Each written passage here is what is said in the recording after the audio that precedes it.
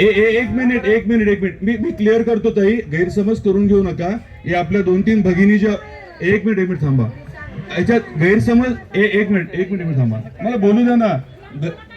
एक मिनिट थांबा. अहो मला त्यांना बोलू द्या ना.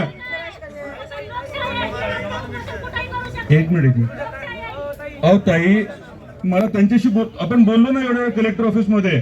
काही गैरसमज नाही ताई. विकासने मला स्पष्ट सांगितलं आपण येरमाळ्याच्याच आहात. हो